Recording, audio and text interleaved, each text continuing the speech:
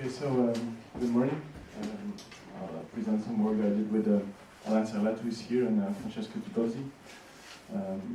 We worked on bounding the convergence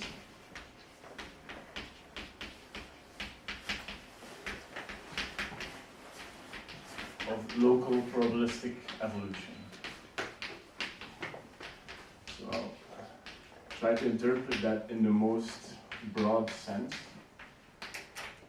So to start with, what do you mean by local? So we depart from a certain graph locality structure, right? So we'll work in a discrete geometric setting. So we start from a graph G with nodes V and edges E, okay? And we wonder about, let's say, spreading rather, of local evolution on this locality structure.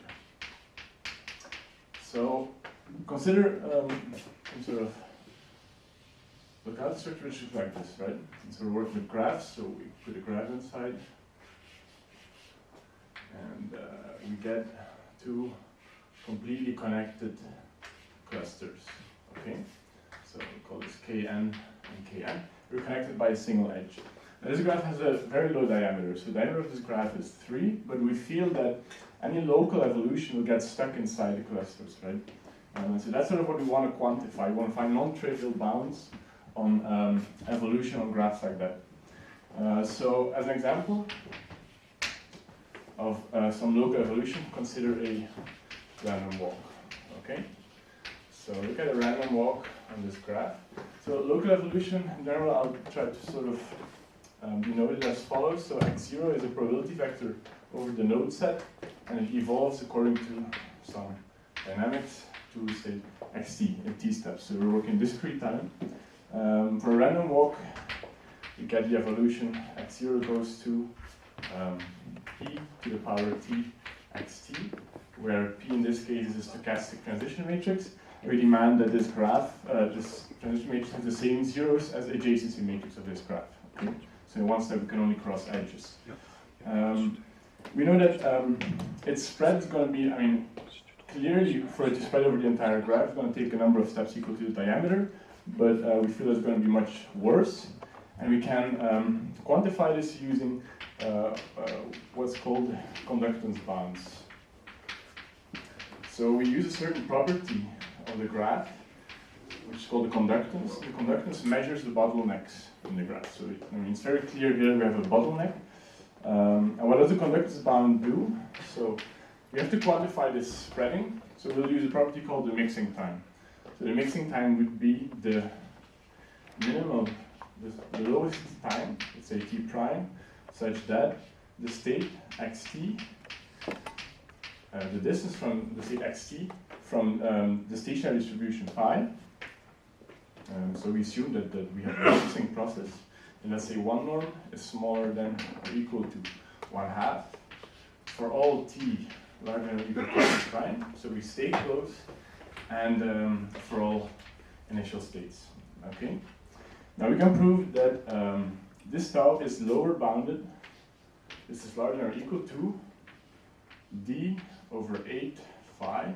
So in order to be able to talk about everything, I'm going to simplify a bit. So let's assume that the graphs are regular, and that the distribution that we want to work towards is uniform distribution. Okay, so this one is not quite regular, but let's say that we add these self loops here. So now all of them have degree n. So d would be n in this case, and phi. Phi is what we call the edge expansion.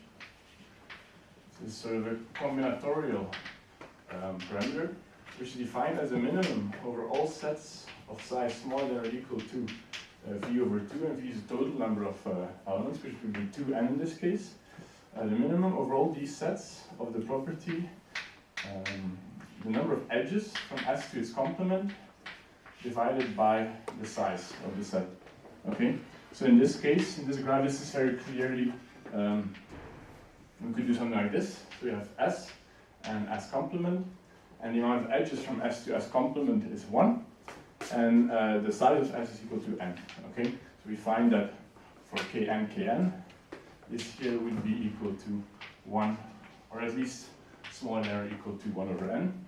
So we find that this one would be larger than or equal to n squared over 8. Okay, and this is in fact tight for the random walk up to constant factors. Okay, but this is just for random walks, and we were wondering about more general evolution.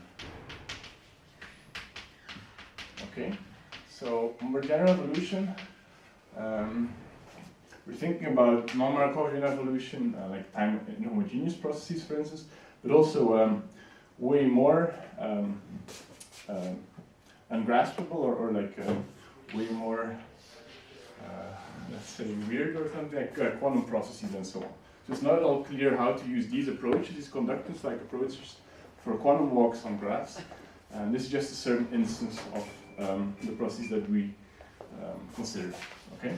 So what we did is we proved the following: that a general process that x0 to xt in t steps, and assume that it converges, right? So x0 goes to, in infinite amount of steps, converges to sigma distribution pi for all x0. So you have a unique limit distribution. Now, if this process obeys a set of conditions, which are to us very natural, so the first one would be linear initialized. So for all probabilistic processes, this is very natural, but just sort of to fix things a bit. So if x0 goes to xt, and another initial condition, x0 tilde goes to xt, then we find that any convex combination of inputs goes to the convex combination of outputs. Okay. X0 tilde. Okay. So this is nothing too weird. Second condition would be local. So for all t and initial condition and subsets W of the node set, we ask that the probability of being in the set W at time step x at time step t plus 1 is upper bounded by the probability of already being in the set W plus being in the neighborhood of the set W, right? So we have a general set V, maybe we have a set W, it has a certain neighborhood, which is all the nodes that can access the set W in one step. We know that the total probability of being in W is bounded by the probability of already being in W plus the probability of stepping into W in one step. Okay? So arguably these are very natural conditions. And we argue the same for the last condition, which is invariance. Okay? So we have got a process of invariance. What does that mean? That means that pi function is a fixed point of our dynamics, right? So if we start in pi, then we stay in pi. That's for all t larger than or equal to 0. Okay? So if all these three conditions apply, then tau, which is defined here, some sort of measure for the mixing rate or the spread over this graph, tau is larger than or equal to. So we had a bound d over a times phi for random walks, but in this case we have to be a bit more careful, and we have to loosen the bound a bit, and the new bound that we find is 1 over 8 phi, so where phi again is the edge expansion. So I simplified, and this is the case, this is the edge expansion if pi is a uniform distribution and the graph is regular. Okay? In general, phi would be the graph conductance. Okay? So, on, for instance, the example that we considered, kn, this gives us a looser bound. Kn we find tau is larger than or equal to n over 8 in this case. And again,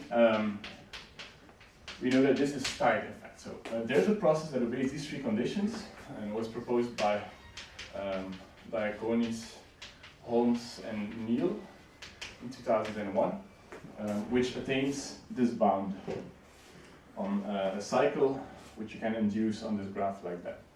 Okay, so, but I won't go into the detail of that.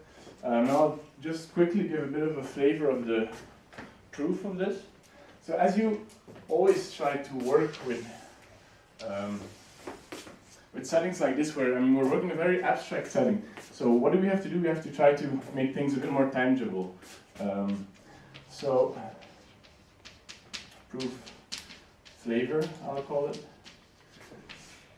What's the first thing that we do is we create a Markovian simulator. So what does that mean? We know that we can construct sort of conductance bounds for Markov processes. So we want to capture this evolution, this system here, using a Markovian simulator. And we need two steps for that. The first one is that locality implies that for all x0 and t, there is a local transition matrix, like we had for the random walk, but it's conditioned on x0 and t,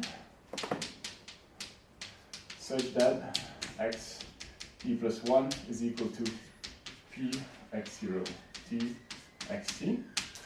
So this may feel, this is not really trivial to prove. Okay, so we have this abstract locality condition, which to us was the most abstract way of defining this locality for discrete processes. But using some sort of max flow min cut argument, you can actually prove that there's also a local transition matrix which maps xt to xt plus 1. And the second step is we can combine these into an extended Markov chain, but not just a general extended Markov chain, but a lifted Markov chain. And this is a very concrete notion of an extended Markov chain, and it's that concrete that there actually exist conductance bounds for lifted Markov chains. Sorry. Okay, I'll just be very very gently. Okay, so there does exist a conductance bound for lifted Markov chains. So we have to really be careful in putting it in this exact form. And this is where the second condition here, invariance, comes. So this only holds if we have invariance. Okay, so we need the two conditions of locality and invariance. If we can prove that if invariance does not hold, if we do not ask for invariance, then we can create this sort of preparation system, which actually, for instance, for example, you can gather all you start from general x0, you gather all the probability mass in one node, and then you spread it out in diameter time across the graph. And this feels like something you shouldn't do, but how do you quantify that you can do that? And we found sort of property, which is invariance, which does not allow you to do anything of that sort. Okay, so to conclude, we were able to prove conductance bounds, so which use these combinatorial properties that quantify the bottlenecks in a graph to constrain mixing time and spreading rates of at least to us, very, very general processes. Okay, so we're able to prove bounds for quantum walks, which is like the quantum analog of random walks, which didn't exist before. And it also shows that if you want a bigger speed up, so you want to go below this, you want to go to diameter time or something, you have to drop some constraints. Okay, and it doesn't seem very likely that you could drop locality or this like linearity of your map. I guess that invariance would be something that would have to be dropped in that case. Okay, so that was it. Thank you. Thank you.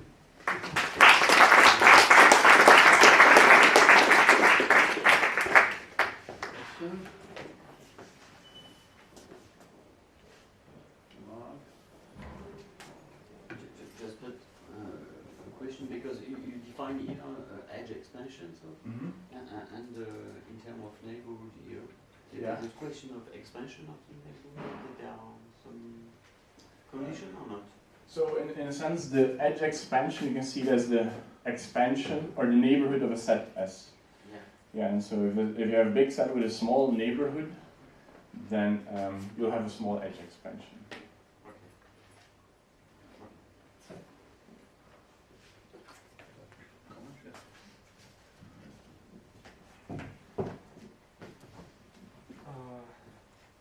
What are maybe practical application of this result, for example, to what fields can be applied? Okay, so I already mentioned an application in quantum computing theory and so on, where you have these quantum processes on graphs, and they're very difficult to constrain because you don't have this, for instance, like Markovianity and so on of the evolution of your process. But we can show that a very large set of quantum processes effectively obey these three conditions. And so they fall exactly into this class. So we needed this abstraction to be able to look at more general processes. And there's also other processes, like you can imagine at time in homogeneous Markov chains, for instance, where some parameter changes, like say a simulated annealing context.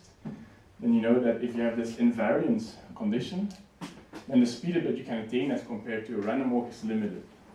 And at least to us this seemed interesting to know. Thanks again.